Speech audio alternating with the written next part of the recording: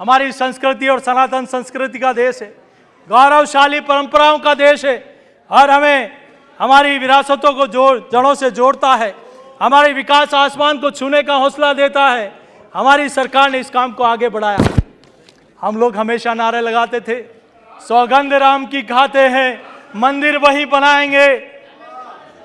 हम लोग नारे लगाते थे, राम लला हम आएंगे, मंदिर वही बनाएंगे। तब आप लोग कहते थे कि ये बीजेपी वाले तारीख नहीं बताएंगे। माननीय सुप्रीम कोर्ट और माननीय प्रधानमंत्री जी का जब कहा जाता है, जिसके अटल इरादे होते हैं वह ईश्वर भी साथ देता है। आज अयोध्या में देश का नहीं, दुनिया का सबसे बड़ा सांस्कृतिक और आध्यात्मिक केंद्र बन रहा है। और आपने क्या किया? आपने सुप्रीम कोर्ट में हलफनामा दिया कि राम काल्पनिक है, राम काल्पनिक है, राम ने कभी जन्म नहीं लिया। और आप ही थे जो बाबा साहब के लिखे हुए संविधान में से प्रभु श्री राम का, लक्ष्मण जी का और सीता मैया का पेश हटाने का पाप भी आपने किया।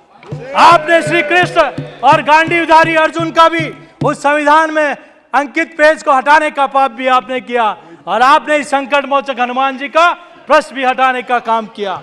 आज मैं कहना चाहता हूं, आपने ये भी कहा, और तब कहता हूं, शुभ कामों में हमेशा सहयोग देना चाहिए। मोदी जी की सरकार में लूट सके तो लूट लो, राम नाम की लूट है, अंतकाल पच जाएगा, जब पच जाएगा छूट तब याद आएगा राम। आजकल लोगों को सिया राम याद आ रहा है, मेरी सरकार अयोध्या में रामलला का मंदिर बना रही है, तो राजस्थान में राम दरबार को सीकर में बुलडोजर से तोड़ते हैं, तब हमें तकलीफ होती है। मेरी सरकार महालोक का निर्माण करती है, तब राजस्थान में शिव मंदिरों को ड्रिल मशीन से तोड़ा जाता है, तब हमें दर्द होता है। आप तुष्टीकरण की बात करते हो, राजस्थान में नवरात्रि पर लोग भूखे पेट रहते हैं, उसकी चिंता नहीं।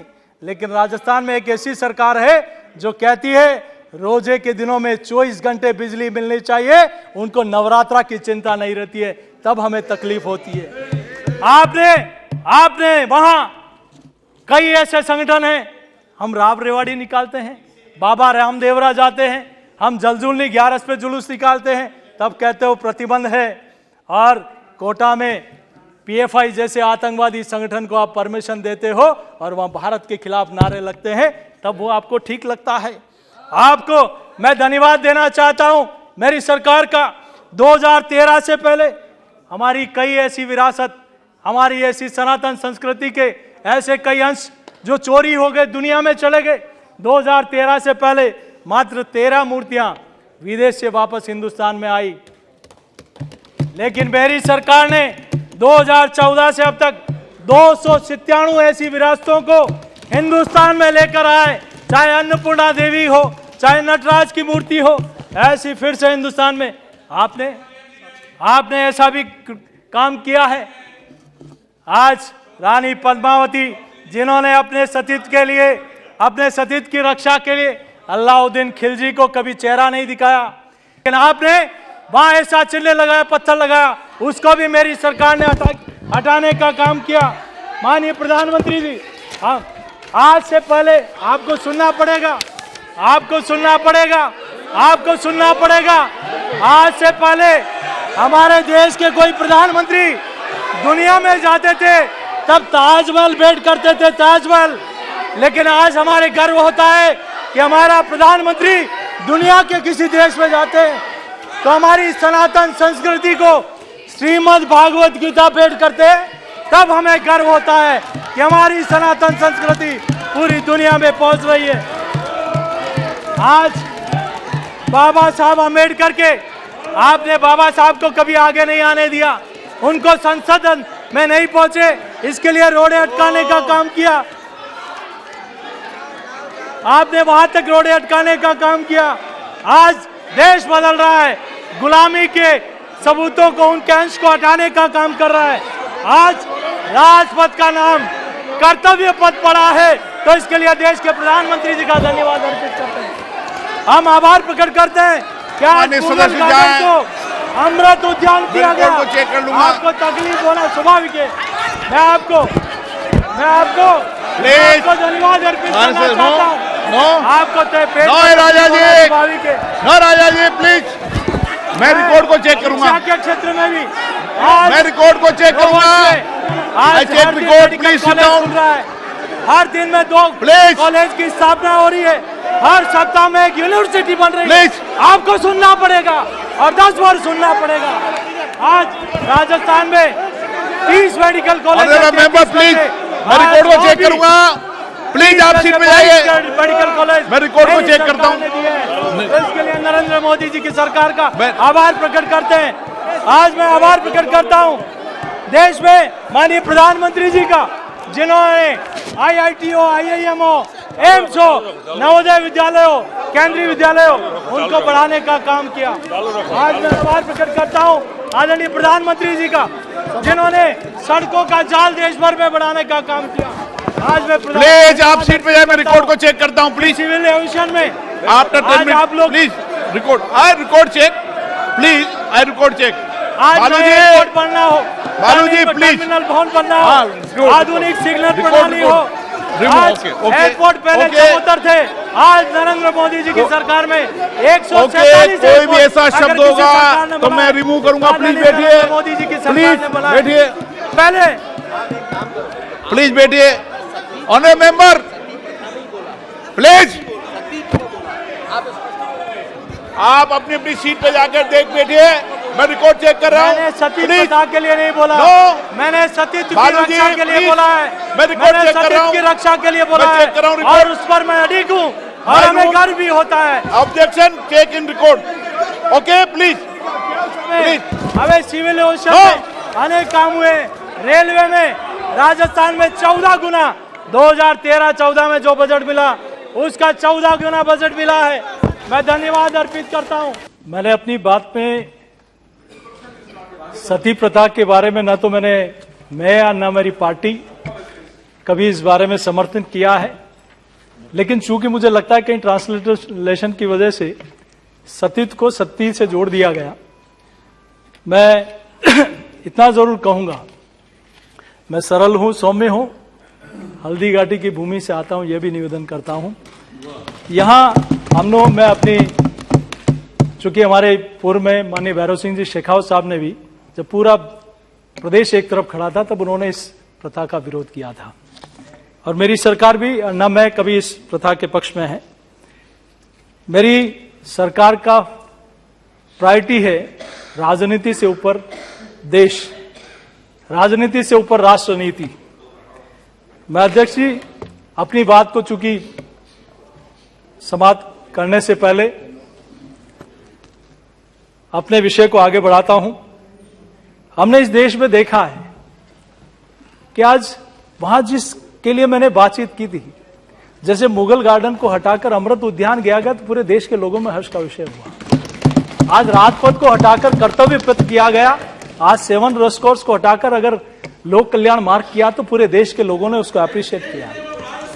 आज हम लोग देखें कि चित्तौड़ का दुर्ग, जो मीरा, पन्ना और पद्मावती का एक गौरवशाली इतिहास जुड़ा है, जहां से विश्व प्रसिद्ध दुर्ग है, जहां की गौरवशाली गाथाएं हैं, जहां हम लोग देखें कि दुनिया में मीरा से बड़ा भक्ति में बड़ा कोई आइकॉन नहीं हो सकता। हम पद्मावती के बलिदान से बड़ा कोई बलिदान नहीं मान सकते। और हम लोगों ने देखा है कि वहां वर्षों पहले एक आक्रांता अलाउद्दीन खिलजी आया था और एक पत्थर का शिलालेख लिखा था, जिसमें लिखा गया कि उनको आईने में दिखाया गया। कुछ लोगों ने अकबर आईने में और कुछ गलत लोगों ने उस समय वो दिखा दिया गया, लेकिन सच्चाई ये है, और देश के सब लोगों ने, और मैं धन्यवाद देना चाहता हूं प्रधानमंत्री जी का और माननीय मंत्री जी का, आपका, कि जिस महिला ने अपनी सतीत्व की रक्षा के लिए अपने प्राणों की आहुति, सतीत्व की रक्षा के लिए, कौन महिला होगी? ऐसा उदाहरण है। हम कभी सती प्रथा का पक्ष नहीं करते। और अरे वो जौहर था, जौहर, अरे वो जौहर था। आप शायद इस पे प्लीज आपको शायद please- हिंदी समझ में नहीं आ रही होगी। No. वो जोहर था। बोले अध्यक्ष जी, कंटिन्यूस कीजिए। मैं अपनी बात को समाप्त करता हूं। मैं देश के प्रधानमंत्री जी का उन्होंने धन्यवाद जोर इसलिए के देता मामले में हूं बोला है। कि प्लीज आज इस बैठिए। देश में वर्षों पुरानी हमारी जो मांग उन्होंने थी, जोर और के सबका बारे में बोला यूज है। किया इन्होंने। पुरानी जो हमारी और मांग शिलालेख थी, में जोर के बारे में बोला, वो ठीक प्लीज की है। बैठिए। हमारा 300 शिलालेख में जो सारी गलतियां बात। थी वो हमारे संस्कृति मंत्रालय से ठीक हुई है। और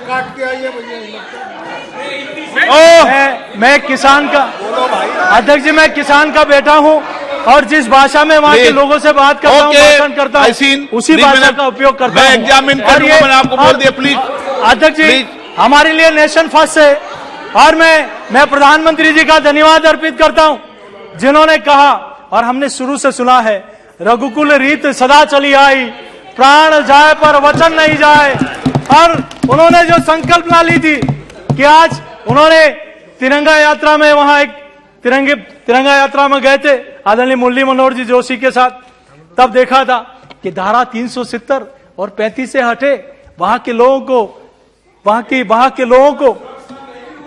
अरे जहां हुए बलिदान मुखर्जी वो कश्मीर हमारा है, जो कश्मीर हमारा है वो सारा का सारा है। और इसीलिए लोगों ने कहा कि वहां जलजला मच जाएगा। लेकिन जब 56 इंच के सीने वाला प्रधानमंत्री हो और आदरणीय अमित शाह जी जैसा गृह मंत्री हो और रक्त की एक बूंद भी नहीं बहती है और वहां से आतंकवादियों के सीने में तिरंगा गोप कर धारा 370 को हटाया जाता है, तब हमें गर्व होता है। मैं अपनी बात को समाप्त करने से पहले सिटीजन अमेंडमेंट एक्ट, नागरिकता संशोधन कानून, आपको दर्द होना चाहिए। जब मैं विस्थापित कैंप में, मैं बस 1 मिनट में समाप्त कर रहा हूं, उस कैंप में गया, नेहरू लिया का समझौता किससे किया था? किससे कहा था कि उस देश में जो पीड़ित होंगे वो हिंदुस्तान आएंगे, तब उनकी सुरक्षा की जिम्मेदारी यहां की सरकार की होगी। आज मैं उस कैंप में गया तो एक परिवार ने, वहां हम लोग भी गए तो रूह कांप गई, हमारे रोंगटे खड़े हो गए। उससे कहा कि एक परिवार में 16 लोग थे, पाकिस्तान में उस पूरे घर को लोगों ने, जाहिदियों ने घेर लिया, हाथ में हथियार थे। तब परिवार की एक सबसे छोटी बच्ची आई, एक टेबल को उठाकर अपने परिवार के मुखिया के सामने रख दिया और फिर गई कोने से तलवार को उठाकर लाई और बाबा को दिया कि बाबा हम सब महिलाओं को गला रेत कर मार डालिए, न तो ये आतंकवादी, ये भेड़िए हमारी असमत लूट डालेंगे। जब वो ऐसे हालात में कोई घर जमीन सब कुछ छोड़ के हिंदुस्तान आता है, तब उनको नागरिकता देने के लिए आप लोग विरोध करते हो। तब हमें लगता है कि हमारे प्रधानमंत्री जी ने, हमारे गृह मंत्री जी ने अच्छा निर्णय किया। तब देश की जनता कहती है मोदी जी है तो मुमकिन है और अमित शाह जी है तो यकीन है। और दुनिया ने युद्ध दिया, हमने दुनिया को बुद्ध दिया। मैं अपनी बात को समाप्त करता हूं अध्यक्ष जी, मैं अपनी बात को समाप्त करता हूं।